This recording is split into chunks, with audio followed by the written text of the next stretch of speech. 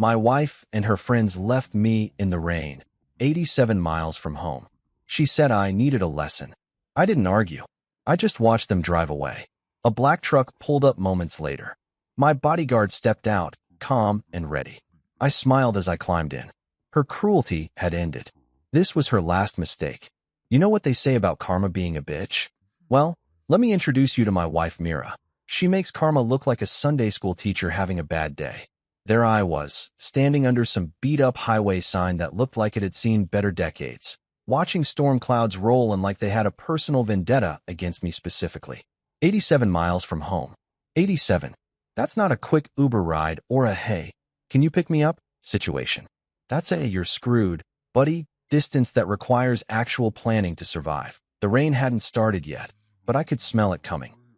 That metallic, electric smell that makes your skin crawl and your brain start calculating how long you've got before you're completely soaked. My clothes were already damp from the humidity, sticking to my back like a guilty conscience. The asphalt stretched out in both directions like a concrete river of nothingness, and the only sound was the distant rumble of 18-wheelers that couldn't care less about some guy stranded on the side of the road. But here's the kicker. I wasn't actually stranded. Not really. See, while Mira and her little crew of enablers were probably high-fiving each other in the warm, leather-seated comfort of her SUV, congratulating themselves on teaching me such a valuable lesson, I was standing there with the biggest grin you've ever seen. Because what my darling wife didn't know, what she couldn't have known, was that this whole night was about to become the best thing that ever happened to me. Let me paint you the picture of how we got here. Dinner at some overpriced farm-to-table place where they charge you $28 for 3 radishes and call it deconstructed salad. Mira was holding court with her usual suspects. Brielle, who thinks being loud equals being interesting. Kira, who's got the emotional intelligence of a parking meter. And Tessa, who nods along to everything like one of those bobblehead dogs people put in their car windows they'd been drinking. Not enough to be legally drunk, but enough to feel invincible and make spectacularly stupid decisions. The conversation had started innocently enough, just the usual gossip about whose marriage was falling apart and whose kids were getting arrested.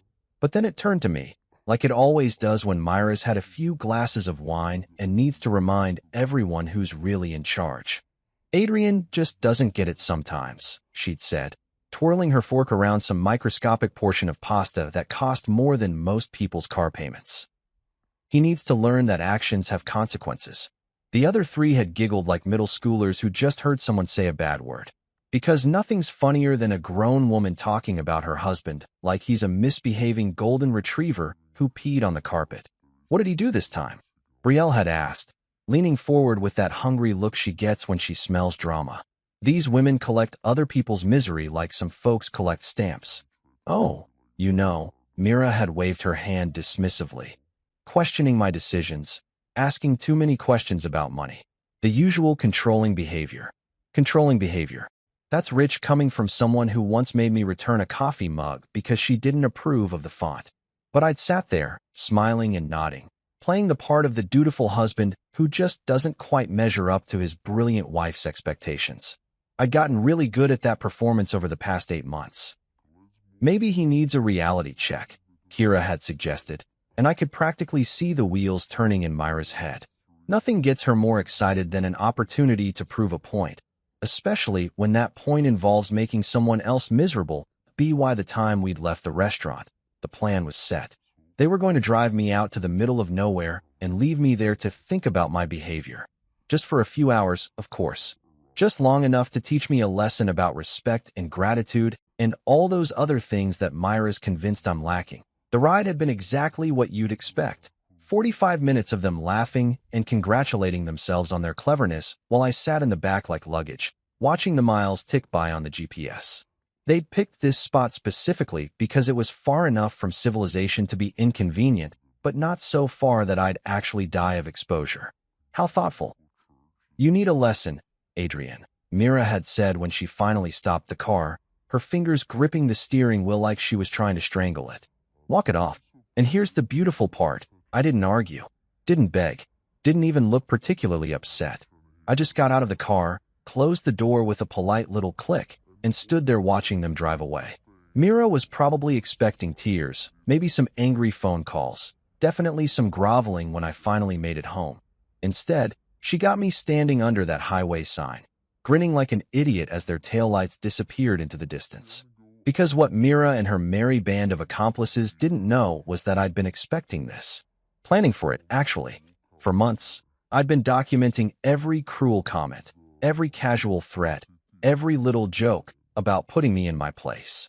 And tonight, they'd finally given me exactly what I needed. The sound of an engine made me turn around, and there it was. A black truck rolling out from behind the abandoned way station like something out of a movie. No dramatic music, no slow-motion heroics, just a simple pickup truck with Georgia plates and a driver who knew exactly what he was doing. Rook stepped out of the truck like he'd been waiting there all night, which, knowing Rook, he probably had been. The man's got the patience of a saint and the planning skills of a military strategist, which makes sense considering that's exactly what he used to be before I hired him for what Mira thought was just a home security upgrade. "Evening, Mr. Castellanos," he said in that calm, professional voice that never changes whether he's discussing weather patterns or coordinating extraction protocols. "Right on schedule." "Hey, Rook," I said, and I couldn't keep the satisfaction out of my voice. Perfect timing, as usual. He handed me a dry jacket, because of course he'd thought to bring one, and a thermos that probably contained the best coffee I'd tasted all week. The man thinks of everything. "You sure about this?" he asked, which was his way of giving me one last chance to back out, to play the victim instead of the chess master. But I've been sure about this for months. "Oh, I'm sure," I said, climbing into the passenger seat and feeling the warmth wash over me. Her cruelty ends tonight. As we drove away from that highway sign, I pulled out my phone and checked the recording app. Crystal clear audio of the entire evening, from dinner conversation to roadside abandonment. Every word, every laugh, every casual cruelty documented and timestamped. Mira thought she was teaching me a lesson about knowing my place. What she'd actually done was hand me the final piece of evidence I needed to show the world exactly who she really was. And tomorrow, when the lawyers got involved and the real consequences started rolling in, she was going to learn that some lessons cut both ways. The storm finally broke as we hit the interstate, rain hammering against the windshield like applause. I leaned back in my seat, sipped Rook's excellent coffee, and smiled. Because after 8 months of playing the long game, tonight was the night everything changed. Sometimes the best revenge isn't getting mad, it's getting even. Let me tell you something about discovering your wife is a lying, cheating, financial predator. It's not like the movies where you dramatically confront them and storm out in a blaze of righteous fury. Real life is messier, quieter, and requires a hell of a lot more patience than Hollywood would have you believe. My awakening didn't come with a soundtrack or slow-motion revelation shots. It came on a Tuesday morning while I was trying to help Mira with what she claimed was a computer glitch. Picture this. I'm sitting at her laptop, probably looking like the helpful husband of the year, trying to figure out why her spreadsheet keeps crashing. Myra's in the shower, singing some pop song off-key like she always does when she thinks she's conquered the world. I'm clicking through files, being the good little tech support guy, when I stumble across something that makes my blood turn to ice water. .2 ledgers. Same charity gala, same dates, completely different numbers. The first one, the one she'd shown me when I'd asked about the unusually large administrative costs, had everything looking neat and tidy. Reasonable expenses, appropriate allocations, the kind of financial responsibility that would make a CPA weep with joy. The second one, buried 3 folders deep in a directory labeled Backup, Old, told a very different story. Numbers that didn't add up, receipts that didn't exist, and enough red flags to outfit a communist parade that I sat there staring at the screen, listening to Myra's off-key warbling about being stronger than yesterday. And something clicked in my brain. Not anger.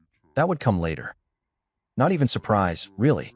Just this cold, crystalline clarity that whispered, well, what do we have here?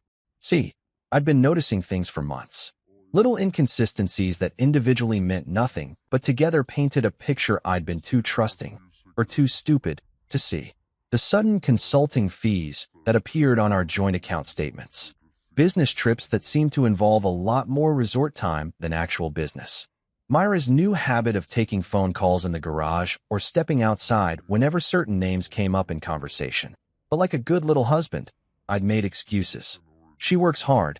She deserves some luxury. Business networking requires relationship building. Everyone needs privacy sometimes. I'd been so busy being understanding that I'd completely missed the fact that my wife was running a con game with our money as the stakes. That Tuesday morning, sitting in front of two sets of books that told two completely different stories, I made a decision that would change everything. I wasn't going to confront her. I wasn't going to demand explanations or stage a dramatic intervention. I was going to do something much more dangerous. I was going to document everything. My first call was to Valentina Cruz, a forensic accountant who specializes in what the legal world politely calls financial irregularities and what the rest of us call stealing.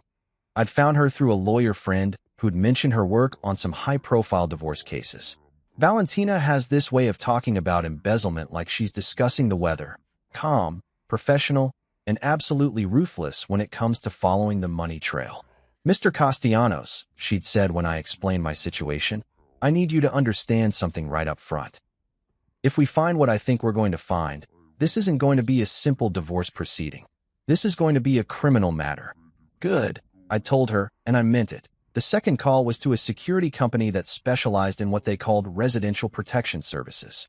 That's where I met Rook, 6 feet of calm competence wrapped in the kind of professionalism that comes from years of keeping people alive in places where that's not a given. When I told Mira I was upgrading our home security system, she'd been delighted.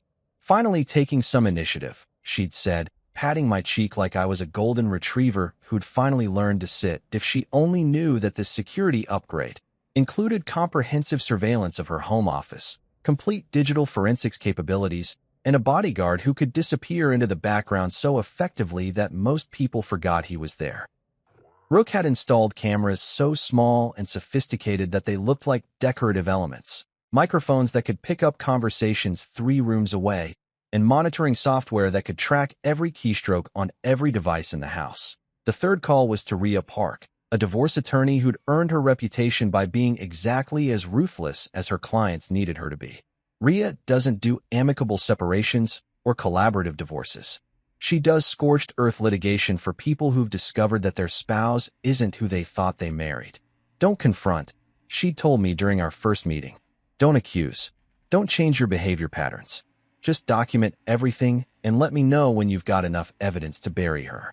And so began the most exhausting 8 months of my life. Not physically exhausting, emotionally exhausting.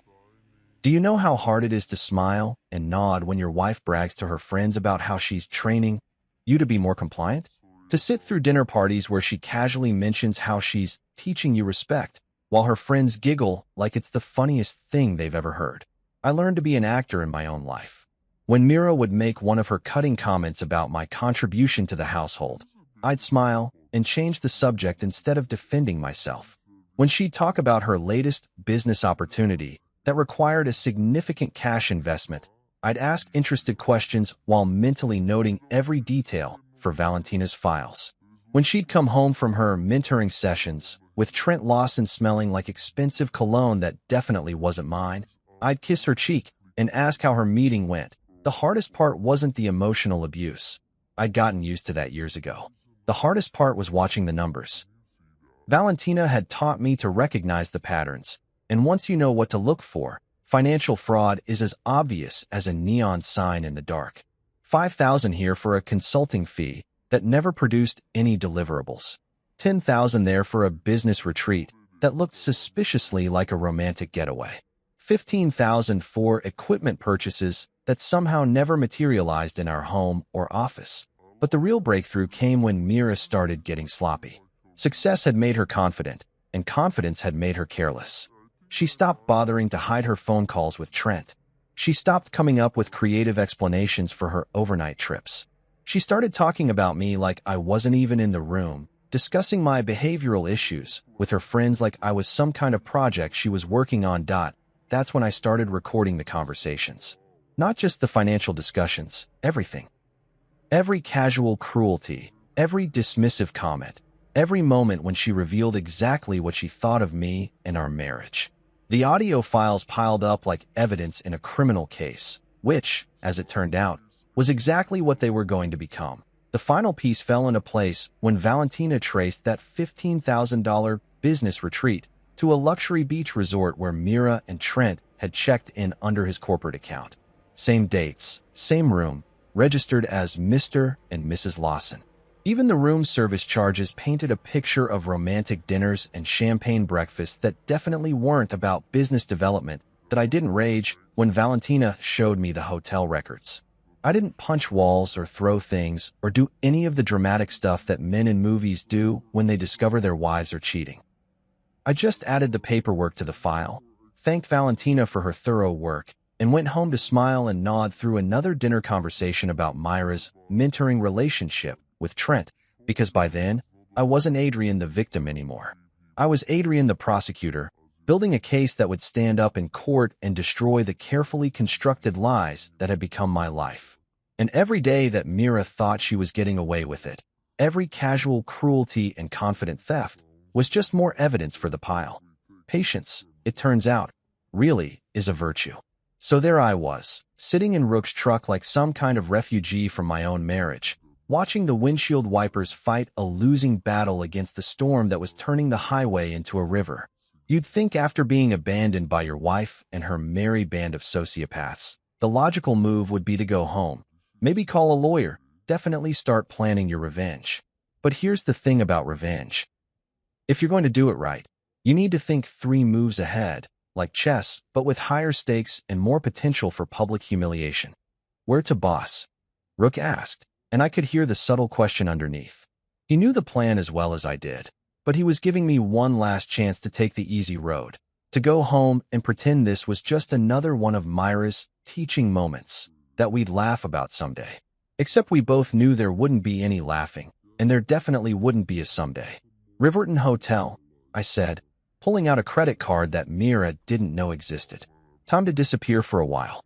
The Riverton isn't exactly the Ritz, but it's clean, it's got decent security cameras, and most importantly, it's the kind of place where the night clerk actually pays attention to details. Like when a guy shows up at 11:30 on a Tuesday night, soaked to the bone and looking like he's been through hell. The kind of details that make for excellent witness testimony when you need to establish a timeline. Rook dropped me off at the front entrance, and I made sure to walk slowly past every camera between the parking lot and the front desk. Not because I was trying to be dramatic.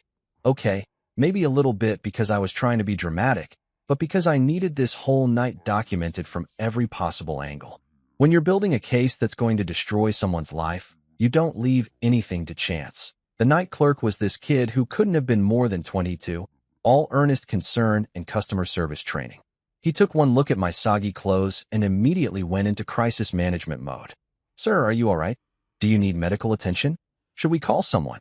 "Just a room," I told him, sliding my emergency credit card across the marble counter. "And maybe a towel if you've got one handy." His name tag said Marcus, and Marcus was the kind of employee who takes his job seriously. He didn't just check me in, he documented everything. The time, my condition, my polite refusal of medical assistance. He even noted in the system that I'd arrived via taxi when I casually mentioned it, which wasn't technically true, but wasn't technically false either. Rook's truck could be a taxi if you squinted hard enough and had a flexible relationship with the truth. The room was standard business hotel fare, beige carpet, generic art, and a bed that had seen better decades. But it had something more valuable than luxury amenities. It had a timestamp on everything. Key card access, in-room phone system, even the pay-per-view menu that I definitely wasn't going to use, but that would show I was here and not somewhere else planning elaborate revenge schemes. I ordered room service, just soup and coffee, nothing fancy, and made sure to have a nice long conversation with the delivery guy about the weather and how terrible it was to be caught out in a storm like this. Poor guy probably thought I was just making small talk, but every word was going into his memory bank for later recall. People remember conversations, especially when they involve someone who looks like they've been through the ringer. That's when my phone started ringing. The first call came at 12:17 a.m., and the caller ID made me smile. Mira, home. Because of course she'd saved herself in my phone as home, instead of just using her name. Everything with Mira had to be a statement about ownership and control that I let it ring. Then I let the next 3 calls ring too. The voicemail started around 12:45, and they were exactly what I'd expected. First came amusement. Adrian, don't be such a drama queen. Call me back when you're done pouting. Classic Mira. Turn your victim's reasonable response to abuse into evidence of their emotional instability. Then came annoyance. This is ridiculous. You're acting like a child. I'm not playing this game with you. Notice how it was never her fault, never her problem. I was the one being unreasonable for not appreciating her creative approach to marriage counseling. By 1:30 a.m., she'd moved on to actual anger. You're embarrassing yourself, Adrian. And you're embarrassing me. Whatever point you think you're making, you've made it. Now come home, and we'll talk about this like adults. Like adults. That was rich coming from someone who'd literally abandoned her husband on the side of the highway like a broken-down car. But here's where it got interesting. The cavalry started arriving around 2 a.m. First, Brielle tried her hand at emotional manipulation. Adrian, honey, Myra's really worried about you. We all are. This isn't like you. Please just call and let us know you're safe. We all are. Right. Because nothing says genuine concern like a group text coordinating your guilt trip strategy. Kira went with threats. Look, Adrian, I don't know what kind of stunt you think you're pulling, but this is getting out of hand. Myra's talking about calling the police and reporting you missing. Is that really what you want? Yes. Threaten to involve law enforcement. Because that always works out well when you're the ones who committed the actual crime. But Tessa, sweet, simple Tessa, that's where things got really beautiful.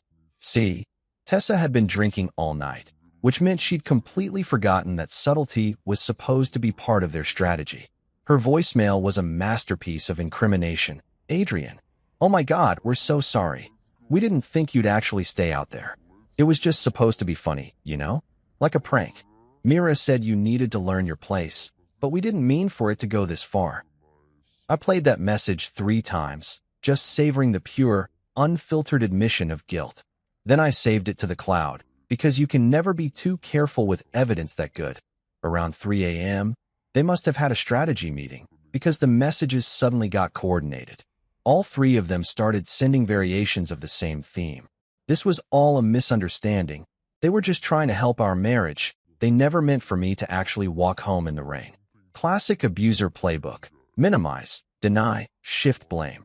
But the crown jewel came at 3:47 a.m. in the form of a video message from Tessa's phone. The 4 of them, clearly drunk, toasting with champagne glasses in what looked like Myra's living room. To teaching Adrian a lesson, Mira said, raising her glass with a smile that would have made a shark proud. Some people need to learn things the hard way. I watched that video 5 times, taking careful notes of the timestamp, the location, the participants, and the exact wording of their little celebration. Then I forwarded it to my secure email account, uploaded it to 3 different cloud storage services, and sent a copy to Rook with instructions to add it to the legal file. By 4 a.m., my phone had finally stopped ringing, and I was sitting in that generic hotel room with a stack of evidence that would make any prosecutor weep with joy. Recordings of the abandonment, voicemails admitting guilt, video evidence of them celebrating my suffering, and a complete digital trail of their coordination efforts that I set my phone on the nightstand, pulled the covers up to my chin, and smiled at the ceiling. Tomorrow was going to be a very interesting day. But tonight, for the first time in 8 months, I slept like a baby. Sometimes the best traps are the ones people walk into all by themselves. You know that feeling when you're about to drop a bombshell so nuclear that it's going to leave a crater where someone's life used to be? That's exactly how I felt walking into the courthouse at 8:30 a.m. 3 hours of sleep and a thermos of hotel coffee powering me through what was about to become the most satisfying morning of my adult life. The rain had stopped, but the clouds were still hanging around like they wanted front-row seats to the show. Rhea Park was waiting for me on the courthouse steps, looking like she'd been born in a power suit and raised on legal briefs. The woman doesn't just practice law, she weaponizes it. When I called her at 6 a.m. to set everything in motion, she'd sounded like Christmas had come early. Emergency filing went through 20 minutes ago, she said, handing me a coffee that was definitely better than what I'd been drinking. Judge Harper Lynn drew the case. She's got a reputation for not tolerating games, which works in our favor. We're in courtroom 3C at 1 p.m. What are we hitting them with? I asked, even though I already knew. We'd gone over this strategy so many times I could recite it in my sleep. Emergency injunction for spousal abandonment, coercive control, and financial misappropriation. Oh, and I added intentional infliction of emotional distress, just for fun. Her smile was the kind that should come with a warning label. Your wife's going to need a very good lawyer, and even then, she's screwed. The beauty of emergency filings is that they move fast. Too fast for the other side to mount a proper defense, especially when they're probably still nursing hangovers from their victory celebration. By 9 a.m., Mira had been served with papers that turned her world upside down. By 10 a.m., she was probably screaming at some expensive lawyer who was trying to explain that you can't unabandon your spouse on a highway. I spent the morning at Ria's office, going through our evidence one more time. Audio recordings, video clips, financial documents, hotel receipts, witness statements. We had enough ammunition to fight a small war. But the real weapon was something much simpler: the truth. When you're dealing with pathological liars, the truth is like kryptonite. It doesn't matter how good their lawyer is, you can't argue with reality. Courtroom 3C was everything you'd expect from a small-town courthouse. Wood paneling that had seen better decades, fluorescent lights that made everyone look slightly green, and the kind of uncomfortable seating that reminded you that justice wasn't supposed to be comfortable. Judge Harper Lynn looked exactly like someone who'd spent 30 years listening to people's excuses and had run out of patience somewhere around year 5 that Mira arrived 15 minutes late, which was already a bad look. She'd managed to pull together her courtroom outfit, conservative dress, minimal makeup, the whole respectable businesswoman wrongly accused aesthetic. But she couldn't quite hide the fury in her eyes or the way her hands shook slightly when she thought no one was looking. Her lawyer, some glossy downtown type who probably charged more per hour than most people make in a week, was already looking like he regretted taking this case. "Your Honor," Ria began, and her voice carried that perfect blend of professional courtesy and barely contained outrage. "My client was abandoned by his wife and her associates 87 miles from home during a severe weather event. This wasn't a marital dispute. This was criminal endangerment disguised as domestic discipline." She hit play on the audio recording, and suddenly the courtroom was filled with Myra's voice saying the words that were about to destroy her life. "You need a lesson, Adrian. Walk it off." Then came the sound of car doors slamming, an engine starting, and me standing alone in the rain while 4 women drove away laughing. The silence in that courtroom was so complete you could have heard a pin drop in the parking lot. Judge Lynn's expression didn't change, but something shifted in her eyes. Something cold and final. Myra's lawyer jumped up like his pants were on fire. "Your Honor, this was clearly a misunderstanding between spouses. My client never intended." "Counselor," Judge Lynn interrupted, and her tone could have frozen hell. "I suggest you listen to the rest of the evidence before you finish that sentence." Ria was just getting started. She pulled out the financial documents that Valentina had organized into a timeline so clear that even a first-year law student could follow the money trail. Offshore accounts that Mira thought I didn't know about. Corporate credit cards used for personal expenses. Consulting fees that went to companies that existed only on paper. "Your Honor, we have documented evidence of systematic financial abuse spanning 18 months, Ria continued, spreading the papers across the table like a poker player revealing a royal flush. "The defendant has been embezzling from both marital assets and her employer's charitable fund." That's when things got really interesting. Myra's lawyers started whispering frantically in her ear, probably trying to explain that this had just escalated from a domestic dispute to a federal crime. Myra's face went from angry to pale to something approaching panic, but we weren't done. Oh, we were nowhere near done. "Furthermore, Your Honor," Ria said, and I could hear the barely contained glee in her voice, "we have video evidence of the defendant and her co-conspirators celebrating the commission of this crime." The courtroom's big screen lit up with Tessa's drunken video masterpiece. For women raising champagne glasses, Myra's voice crystal clear. To teaching Adrian a lesson. Some people need to learn things the hard way. Their laughter echoing through the speakers like the sound of their own doom. Judge Lynn watched the entire video without blinking. When it finished, she turned to Myra's lawyer with the kind of look that could melt steel. "Counselor, does your client have anything to say about this celebration of what she now claims was a misunderstanding?" Myra's lawyer looked like he wanted to crawl under the table and disappear. Your Honor, my client was emotional and perhaps spoke unwisely, but your client, Judge Lynn said, cutting him off with surgical precision, documented herself committing what appears to be multiple felonies. In my courtroom, we call that evidence. The questions that followed were simple and sharp, designed to give Mira enough rope to hang herself. Did she abandon her husband on a highway? Yes, but it was just supposed to teach him a lesson. Did she take money from joint accounts without his knowledge? Yes, but she had every right to manage their finances. Did she celebrate leaving him stranded in the rain? Well, yes, but they were just blowing off steam. Each answer was another nail in her coffin. Each excuse made the judge's expression a little colder. By the time Rhea finished presenting our case, Mira looked like someone who'd just realized she'd brought a knife to a nuclear war. When Judge Lynn finally spoke, her words fell like hammer blows. I am immediately freezing all marital assets pending a full forensic investigation. I am granting the petitioner exclusive use of the marital home. I am issuing a no-contact order preventing the respondent from harassing, threatening, or approaching the petitioner. And I am referring this matter to the District Attorney's Office for criminal prosecution. The gavel came down like thunder, and just like that, Myra's carefully constructed world collapsed into rubble. She sat there staring at the table, probably trying to figure out how a simple lesson had turned into complete and total destruction that I didn't celebrate. I didn't gloat. I just gathered my papers, thanked Rhea for her excellent work, and walked out of that courtroom feeling like I could breathe for the first time in years. Sometimes justice isn't about getting even. Sometimes it's just about getting free. You know what's funny about living in a small town? News travels faster than a speeding bullet, and gossip moves at the speed of light. By the time I walked out of that courthouse, half the county probably knew that Mira Castellanos had just gotten legally demolished in front of Judge Harper Lynn.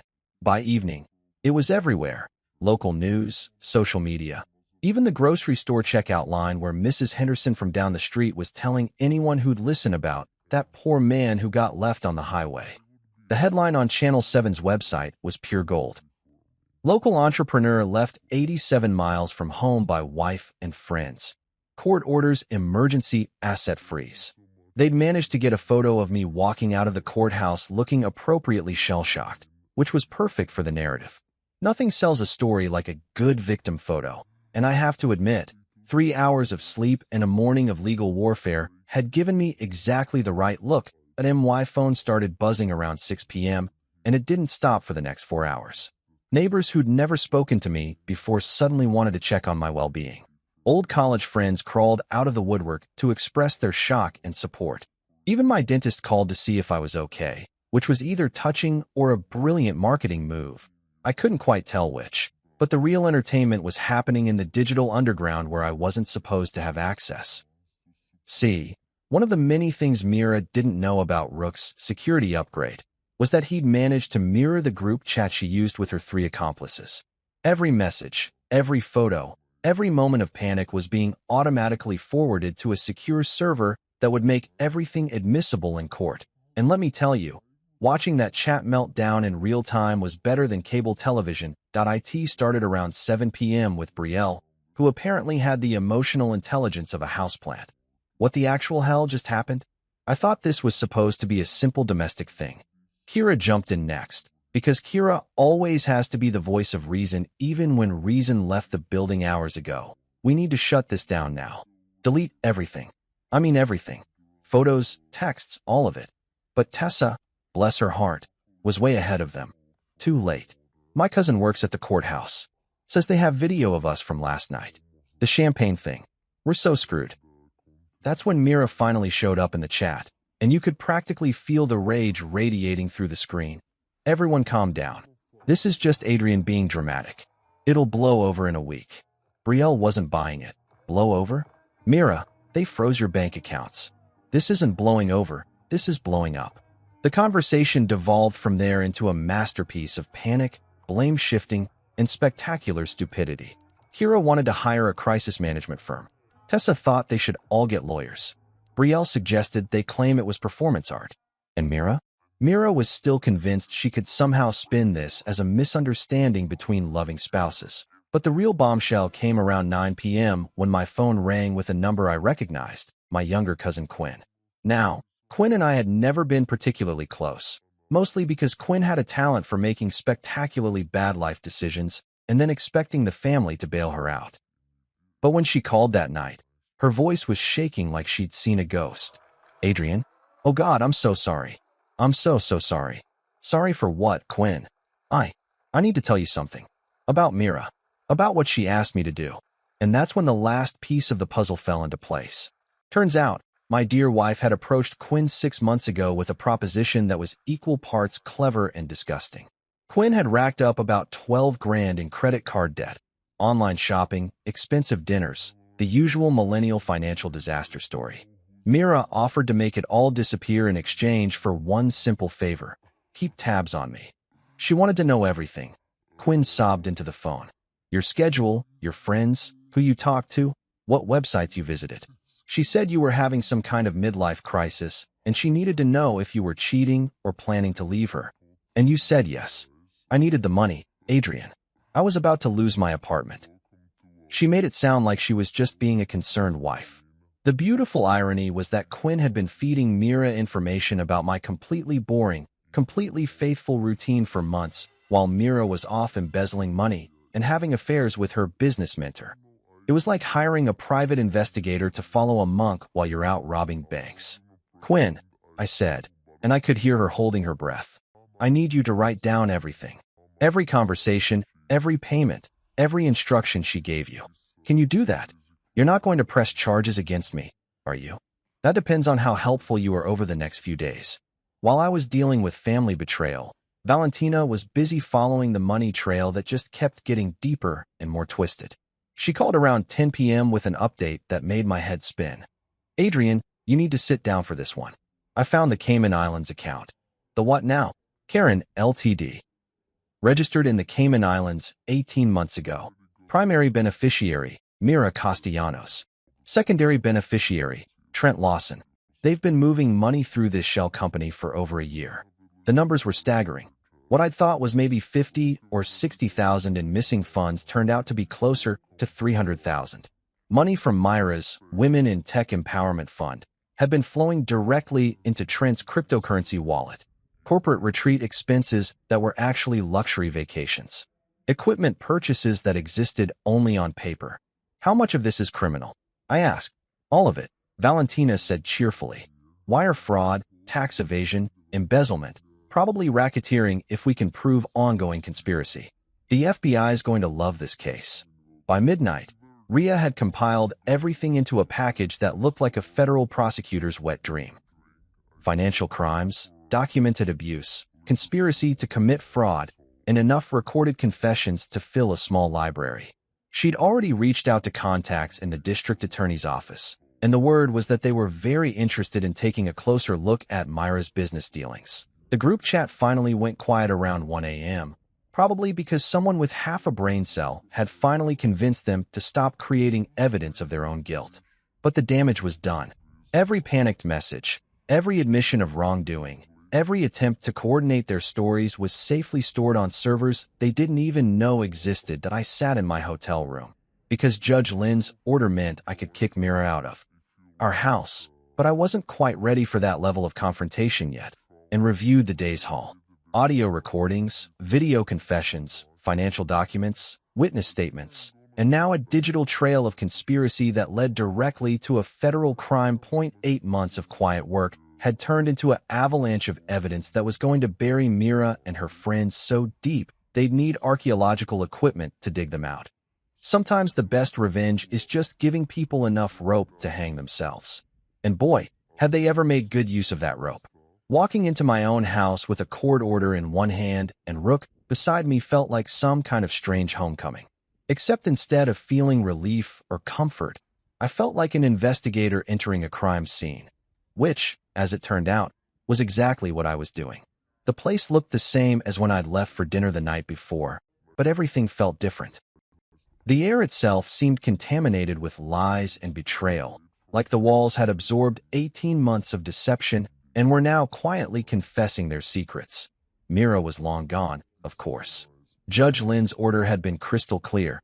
She had until 6 p.m. to collect essential personal items and get out. No furniture, no electronics, no access to the home office where she'd been running her little criminal enterprise. Rook had been watching the place since noon, making sure she didn't try to destroy evidence or accidentally walk off with anything that might incriminate her. She came and went around 3 p.m. He reported as we stood in the foyer that suddenly felt too big and too empty. 2 suitcases and a makeup bag. Spent about 20 minutes in the office, but the cameras caught everything. Want to see? Of course I wanted to see. Watching Mira panic in real time had become my new favorite hobby, right behind documenting her crimes and ahead of planning her complete social destruction. The security footage was beautiful in its simplicity. There was my soon-to-be ex-wife, frantically searching through filing cabinets and desk drawers like a burglar looking for the good silver.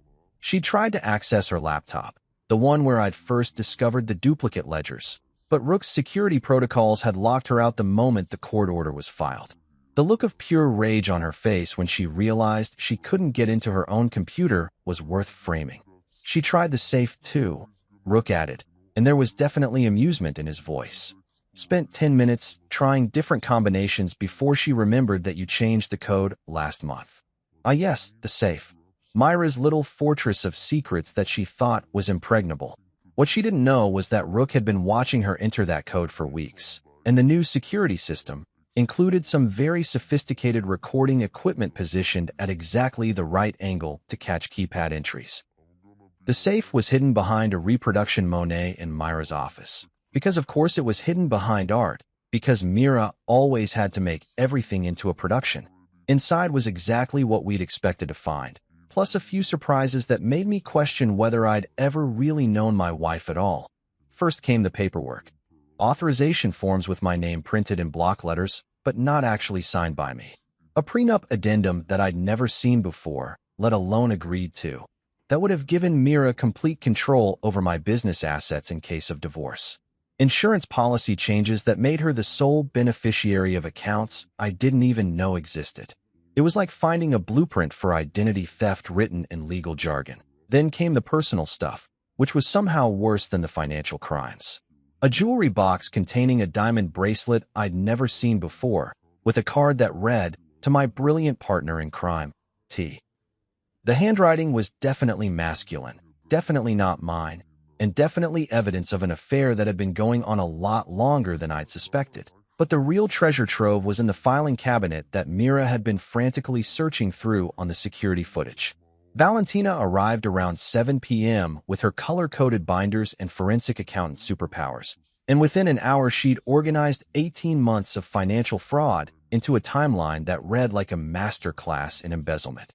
"Look at this," she said, spreading documents across what used to be Myra's desk and was now apparently evidence central. Every single transfer to Karen Ltd. corresponds to a major event in your marriage. Fight about money. 10,000 gets moved offshore. You question a business expense? Another 15,000 disappears into crypto. The pattern was so clear it was almost insulting. Mira had been using our marital problems as cover for systematically looting our assets. Every time I'd brought up financial concerns or asked reasonable questions about spending, she'd escalate the emotional conflict to distract me while moving money out of accounts I could access and into ones I couldn't even see. "This one's particularly clever," Valentina continued, pointing to a series of transfers from last spring. She reported these as charitable donations on your joint tax return, but the money actually went to a shell company owned by Trent's business partner. They're not just stealing from you.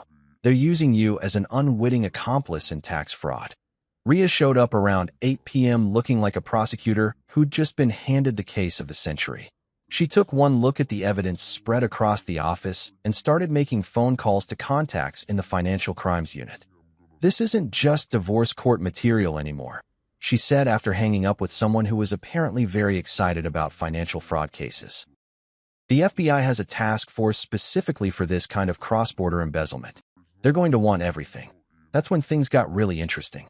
While Ria was coordinating with federal investigators and Valentina was organizing evidence into prosecution-ready packages, I decided to do some investigating of my own. See, I knew Mira better than anyone, and I knew she had a weakness for keeping trophies of her victories that I found them in the bedroom, in a shoebox hidden in the back of her closet like some kind of psychopath scrapbook. Screenshots of bank transfers. Printed emails between her and Trent discussing their exit strategy. Photos of expensive purchases made with embezzled money. And at the bottom of the box, a handwritten list titled Adrian's Training Progress, with dates and notes about my behavioral modifications. Reading that list was like getting punched in the stomach with a dictionary of psychological abuse. March 15th. Successfully redirected his questions about Caribbean trip into argument about trust. April 22nd. Convinced him that asking about consulting fees shows controlling behavior. May 8th. Used friends to reinforce message about knowing his place in relationship.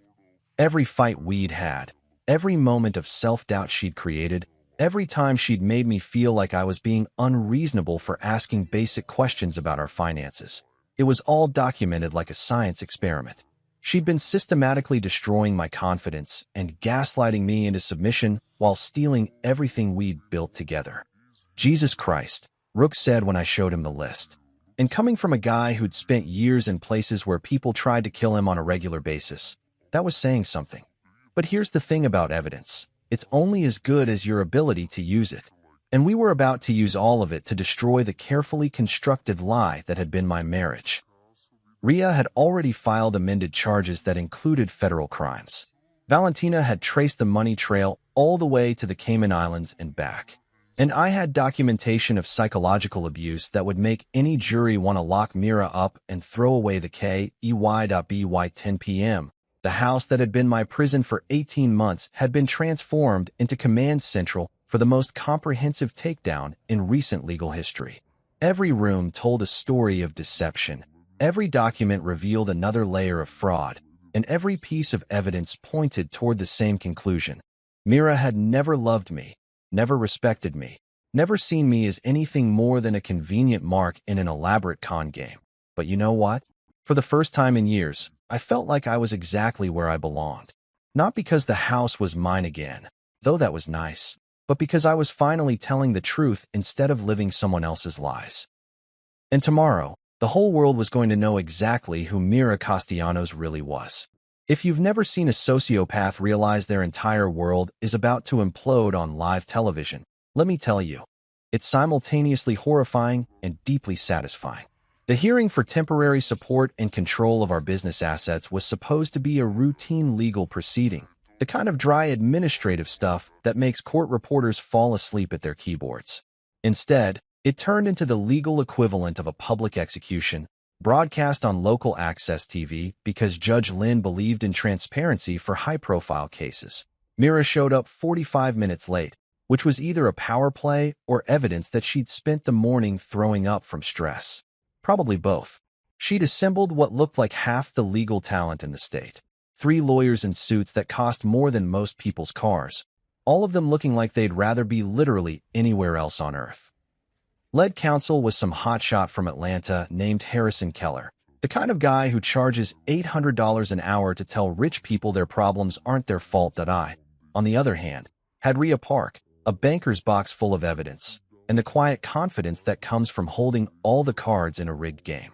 We'd spent the morning organizing our presentation like a murder trial, complete with visual aids and a timeline that even a drunk jury could follow. Every document had been authenticated, every recording had been verified, and every witness statement had been notarized by someone who wasn't currently under federal investigation. The courtroom was packed. Word had gotten out about the highway abandonment, and apparently half the county wanted to see how this particular train wreck would unfold. I spotted at least 3 people with notepads who were definitely reporters, plus a sketch artist who kept looking between me and Mira like she was trying to capture the exact moment when someone's life falls apart. Judge Lynn opened the proceedings with the kind of calm professionalism that made it clear she'd already read every document in our filing and was not impressed with what she'd found. We're here to determine temporary asset allocation and business control pending the resolution of both civil and criminal proceedings. Mr. Keller, your client has some significant explaining to do. Keller tried to go on the offensive right out of the gate, painting me as an unstable husband who was weaponizing the legal system to punish his wife for what amounted to a marital spat. Your Honor, my client made an error in judgment during an emotional moment. Leaving Mr. Castellanos at that location was inappropriate, yes, but it hardly justifies the nuclear response we've seen from opposing counsel. Nuclear response. Rhea stood up with the kind of smile that should come with a radiation warning. Your Honor, I'd like to present Exhibit A. She hit play on the courtroom sound system, and suddenly everyone was listening to Myra's voice saying those beautiful, incriminating words. You need a lesson, Adrian. Walk it off. Followed by the sound of car doors slamming, an engine starting, and me standing alone in the rain while 4 grown women drove away laughing. The silence that followed was so complete you could have performed surgery in it. Judge Lynn's expression didn't change, but something shifted in the atmosphere of the room, like the moment before lightning strikes. Mr. Keller, she said quietly, that didn't sound like an error in judgment. That sounded like premeditated abandonment. Keller looked like he wanted to object, but what do you say to audio evidence of your client committing the exact crime she's accused of? Instead, he tried to minimize. A momentary lapse in, we're just getting started, Rhea interrupted, and I swear I could see Myra's soul leave her body. Your Honor, I'd like the court to review our financial exhibits. That's when Valentina's months of forensic work turned into courtroom theater. Screen after screen of bank transfers, shell company registrations, offshore accounts, and wire trails that painted a picture so clear even a kindergartner could follow the money. Every stolen dollar had been traced. Every fake expense had been documented. Every lie had been turned into evidence. Your Honor, Rhea continued, and her voice carried the kind of prosecutorial authority that makes guilty people confess. The defendant has systematically embezzled approximately $300,000 from marital assets and an additional $400,000 from her employer's charitable fund over the past 18 months. That number hit the courtroom like a physical force. $700,000. Not grocery money or shopping sprees, serious federal crime money. The kind of money that gets you featured on true crime podcasts. Keller was scrambling now, trying to interrupt with objections that Judge Lynn shot down faster than he could formulate them. But the real fireworks started when Judge Lynn asked the question that destroyed everything. Ms. Castellanos, can you explain why you withdrew $220,000 the week of your alleged business retreat? Myra's voice, when she finally spoke, sounded like someone had filled her throat with broken glass. Vendor payments, Your Honor. Legitimate business expenses. And these vendors were located at the Atlantis Resort in the Bahamas? That's when Rhea produced the hotel ledger that Valentina had somehow managed to get from the resort's billing department. Same dates as the business retreat. Same credit card as the vendor payments. Mr. and Mrs. Trent Lawson in the presidential suite, running up champagne bills that cost more than most people's monthly rent. The courtroom was so quiet you could hear individual heartbeats. Myra's lawyers were having a whispered conference that looked like a suicide intervention. And Mira herself was staring at the table like she was trying to will herself into another dimension, but we weren't done. Oh, we were nowhere near done. Your Honor, Rhea said, and I could hear the barely contained excitement in her voice. I'd like to call a surprise witness.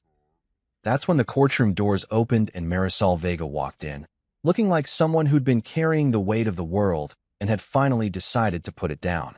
Marisol had been Trent's executive assistant for 3 years, which meant she'd had front-row seats to the entire criminal enterprise. More importantly, she'd been recording conversations and copying documents for weeks, waiting for the right moment to come forward. I can't carry this anymore, she said when Judge Lynn asked why she was there. Her voice was shaking, but her words were crystal clear. They've been planning this for months. The embezzlement, the affair, even framing Mr. Castellanos for tax fraud using forged documents. The evidence she presented was devastating. Recorded conversations where Mira and Trent discussed which accounts to hit next, email chains about offshore banking procedures, and most damning of all, text messages where they laughed about how easy it was to manipulate me into signing documents I didn't understand. Mira went completely silent after that. Not the strategic silence of someone following legal advice, the absolute silence of someone whose entire reality had just collapsed. Her lawyers looked like they were mentally calculating how fast they could withdraw from the case. Judge Lynn didn't need to deliberate. I am immediately expanding the asset freeze to include all entities associated with the defendant and Mr. Lawson. I am granting the petitioner full control of all business operations. And I am referring this entire matter to federal prosecutors for criminal investigation. The gavel came down like the hammer of God, and just like that, Myra's carefully constructed empire became a federal crime scene. As I walked out of that courtroom, I could hear the reporters already calling their editors with the story of the century.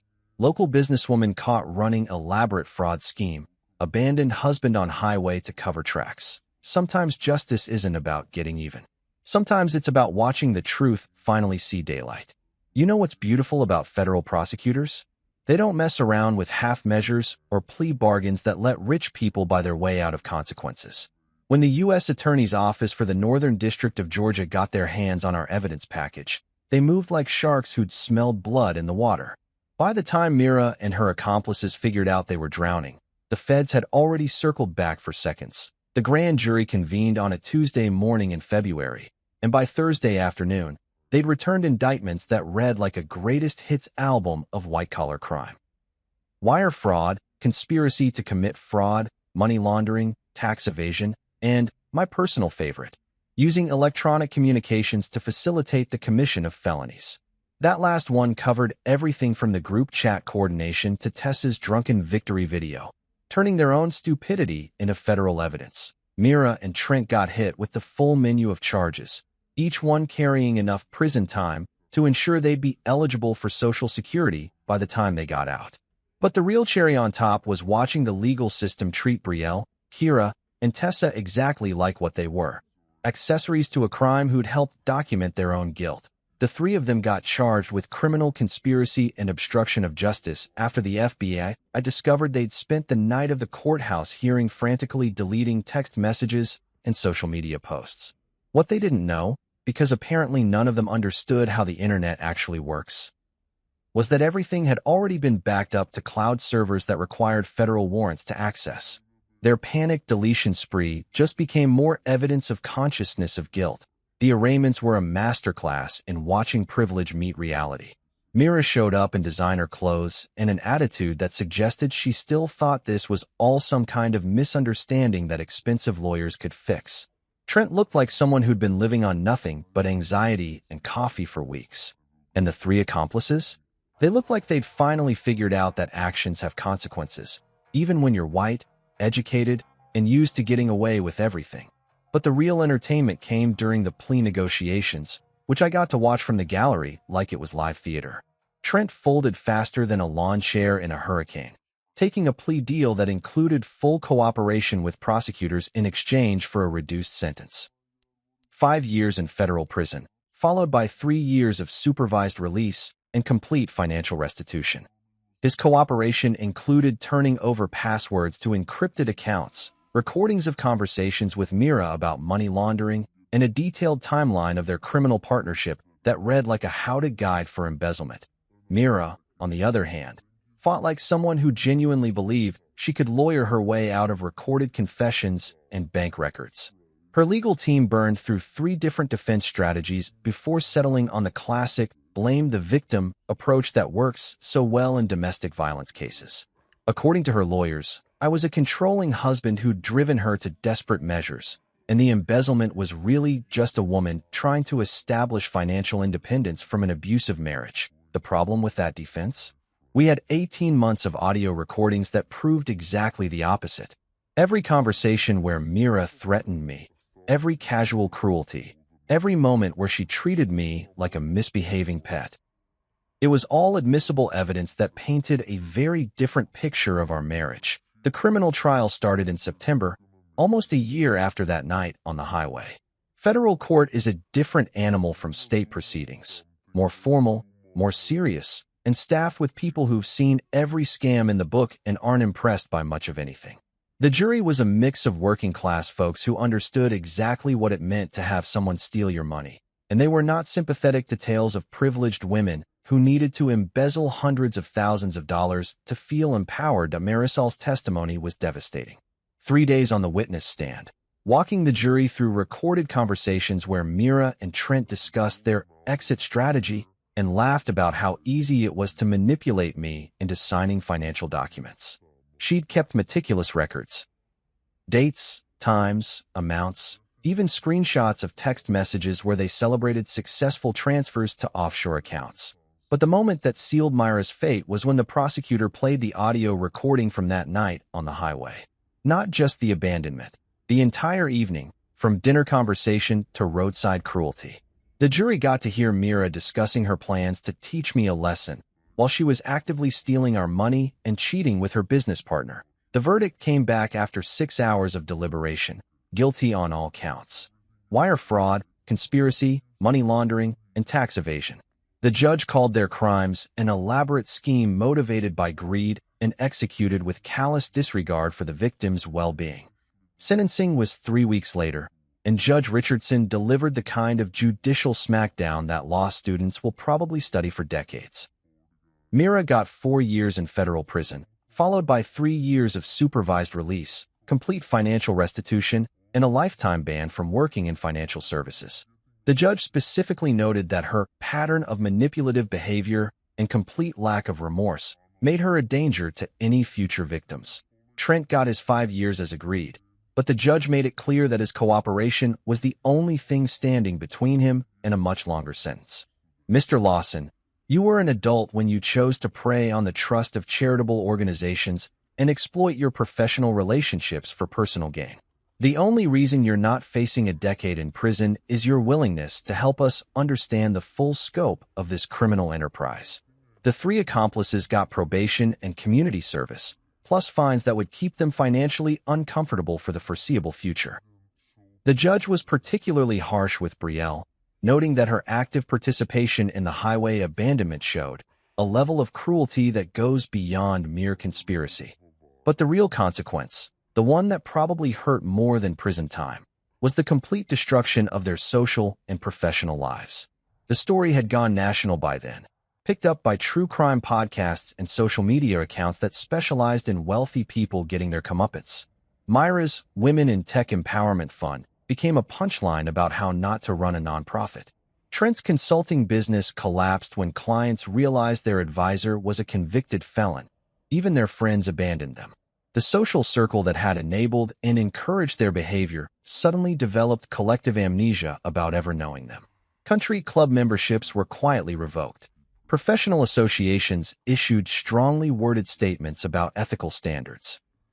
The same people who'd laughed at their casual cruelty were now pretending they'd never met them. That I watched it all from a distance, feeling something that wasn't quite satisfaction, but wasn't sympathy either. More like the quiet relief that comes from finally putting down a weight you'd been carrying for so long you'd forgotten what it felt like to stand up straight. Justice isn't always about revenge. Sometimes it's just about making sure the truth finally gets told and letting the consequences fall where they may. And sometimes the consequences are exactly what people deserve. You know what nobody tells you about winning a massive legal victory? The morning after the sentencing, you wake up in an empty house with nothing but silence and the weird realization that revenge, no matter how satisfying, doesn't actually fill the hole that abuse carved out of your life. Don't get me wrong, watching Myra get dragged off in federal custody was deeply therapeutic. But when the courtroom drama ended and the reporters went home, I was left with something I hadn't had in years: complete freedom to decide who I wanted to be. The first thing I did was sleep for about 16 hours straight. Not because I was tired, though God knows I was, but because for the first time in years, I could sleep without wondering what fresh hell would be waiting for me when I woke up. No more monitoring bank accounts for mysterious transfers. No more recording conversations to protect myself. No more walking on eggshells in my own house. Just blessed, boring, ordinary sleep in a bed that finally felt like mine. The second thing I did was call Quinn. My cousin had been a wreck since testifying against Myra, convinced that the family would ostracize her for her part in the surveillance scheme. What she didn't understand was that her willingness to come forward, to admit her mistakes and help expose the truth, had actually saved her from serious criminal charges. The prosecutors had been preparing to indict her as an accessory until she cooperated fully and testified without immunity. "I keep thinking about what could have happened if I hadn't called you," she said when I picked her up for lunch at a diner that served coffee strong enough to wake the dead. What if I just kept taking her money and pretending everything was normal? But you didn't, I reminded her. When it mattered, you did the right thing. That counts for something. She'd been sober for 6 months by then, working a program and attending meetings that had taught her the difference between guilt and shame. Guilt was useful. It motivated people to make amends.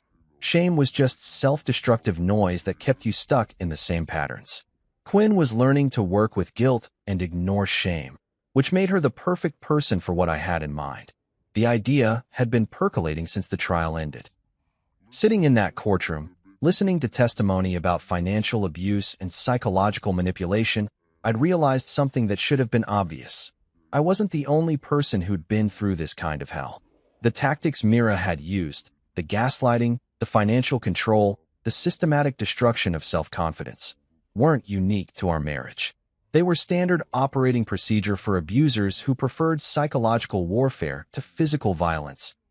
That's how the Northline Initiative was born, named after the highway where I'd been abandoned, because sometimes the worst moments in your life become the foundation for the best things you'll ever build. Ria helped me navigate the nonprofit incorporation process, which turned out to be almost as complicated as a federal fraud case, but significantly less likely to result in prison time. The mission statement took weeks to perfect. To provide practical support, legal guidance, and emotional validation for individuals escaping financial coercion, psychological abuse, and social humiliation in intimate relationships. Valentina was the first person I called about volunteering. "You want me to do what?" she asked when I explained the concept. "Run a forensic accounting clinic twice a week. Teach people how to recognize financial abuse, document it properly, and protect themselves legally. Think of it as pro bono work with the potential to prevent federal crimes." She agreed immediately, which didn't surprise me. Valentina had spent her career following money trails that led to destroyed lives, and the chance to intervene before the destruction was complete appeal to her sense of justice. Rook took some convincing, mainly because he wasn't sure his skill set translated to nonprofit work. "I'm good at keeping people alive in combat zones," he said. "I'm not sure that helps with domestic situations." "Are you kidding?" I laughed. "You taught me how to document evidence, maintain operational security, and execute a long-term strategic plan while living with someone who wanted to destroy me. That's exactly what our clients need to learn." The training program he developed was brilliant in its simplicity. Personal safety protocols that didn't require military training. Paper trail management that any adult could learn. De-escalation techniques that worked in suburban kitchens as well as war zones. Most importantly, he taught people how to recognize when a situation was escalating beyond their ability to handle safely, and how to get help before it became a law enforcement matter. We rented an old brick building downtown that had good security, plenty of natural light, and enough space for private counseling sessions. The decor was deliberately unintimidating. Comfortable furniture, warm colors, and absolutely no motivational posters about strength or courage. People in crisis don't need platitudes. They need practical help and genuine validation. Quinn became our best hotline volunteer, which made perfect sense once you thought about it. She understood manipulation from both sides, as someone who'd been manipulated by addiction and as someone who'd participated in manipulating others. When panicked callers reached out at 2 a.m., convinced they were losing their minds, Quinn could talk them through the reality check they needed. "You're not crazy," she'd tell them, walking them through the same basic steps every time. Freeze the credit card he doesn't know about. Screenshot that threatening text message. Take photos of any physical evidence. Forward that email to a secure account. And remember, you don't have to solve everything tonight. You just have to document what's happening and keep yourself safe until tomorrow. The calls started slowly, maybe 3 or 4 a week, but word spread through social media and support groups faster than we'd expected. Within 6 months, we were handling 20-plus calls a week from people who'd found our website or gotten our number from someone who'd gotten our number from someone else. Teachers who discovered their spouses were stealing from school fundraisers. Small business owners whose partners were embezzling from company accounts.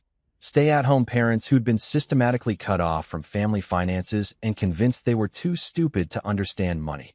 Each case was different in its specifics, but identical in its pattern. Someone with power using that power to control, manipulate, and abuse someone with less power. The tools varied, financial control, social isolation, psychological manipulation, but the underlying dynamic was always the same. What surprised me was how many men called. The cultural narrative about domestic abuse focuses heavily on women as victims, which makes sense given the statistics. But financial and emotional abuse crosses gender lines more than people realize, and men who find themselves trapped in controlling relationships often have even fewer resources than women. They're embarrassed to admit they're being abused by someone smaller or weaker, ashamed that they can't just man up and fix the situation, isolated from support systems that assume all abusers are male, that we help them all, without judgment or demographic requirements. Because abuse is abuse, regardless of who's doing it or who's suffering through it. By the end of our first year, we'd helped 47 people escape abusive situations, prevented an estimated $2 million in financial fraud, and established partnerships with 3 law enforcement agencies that now referred cases to us regularly. Most importantly, we'd created something that would outlast my anger, outlast my need for revenge, and hopefully outlast me entirely. A place where people could come when they felt like they were drowning and leave with a life preserver and a map to shore. Sometimes the best way to heal from trauma isn't to forget it happened. Sometimes it's to make sure it never happens to anyone else. 18 months after that night in the rain, when I thought I'd finally put Mira and her particular brand of poison behind me, she managed one last spectacular display of her complete inability to learn from consequences. The letter arrived on a Tuesday, because of course it did, Tuesdays being the universe's preferred day for delivering emotional sucker punches, with the Georgia Department of Corrections return address that made me smile before I even opened it. The handwriting was still perfect, still the same careful script she'd used to forge my signatures on financial documents. Some things never change, even in federal prison. The content was pure Mira. A masterclass in projection, blame shifting, and the kind of delusional thinking that probably made her very popular with the prison psychologists. Adrian. It began because she'd never been one for traditional letter-writing courtesy. I hope you've had time to reflect on your role in what happened to our marriage. I know you always struggled with taking responsibility for your actions, but I hope this experience has taught you something about the consequences of vindictive behavior. I had to pause there to appreciate the sheer audacity. The woman who'd abandoned me on a highway, stolen $700,000, and celebrated both crimes on video, was lecturing me about vindictive behavior. It was like getting a fire safety lesson from an arsonist. She went on for 3 pages. 3 full pages of prison commissary paper filled with complaints about how unfair her sentence was, how I'd manipulated the legal system, and how she hoped someday I'd understand that everything she'd done was really my fault for being such a difficult husband. The level of self-delusion required to write that letter from a federal penitentiary was almost impressive in its consistency, but the closing line was what made it worth framing. I hope you learned your lesson. I read that sentence 5 times, each repetition more hilarious than the last. My lesson. As if the moral of this story was that I should have been more grateful for the privilege of being psychologically tortured and financially abused by someone who thought cruelty was a teaching tool, that I walked into the Northline Initiative office the next morning with the letter in my hand and a frame I'd picked up at the dollar store. Right there on the wall next to our mission statement. To provide practical support, legal guidance, and emotional validation for individuals escaping financial coercion, psychological abuse, and social humiliation. I hung Myra's final masterpiece of narcissistic delusion. New office art? Quinn asked, reading over my shoulder. Educational material? I corrected. A reminder of what we're fighting against. The lesson Mira thought she was teaching had nothing to do with the lesson I actually learned. She thought leaving me 87 miles from home would break me down, make me more compliant, prove that she held all the power in our relationship. What she actually taught me was that cruelty, when documented properly, becomes evidence. That abusers always overplay their hand eventually. That having a plan and the patience to execute it beats having temporary power and the arrogance to abuse it. That my real lesson wasn't obedience. It was clarity. For years, I'd made excuses for her behavior, convinced myself that her cruelty came from stress or insecurity or some fundamental flaw in my character that justified her treatment.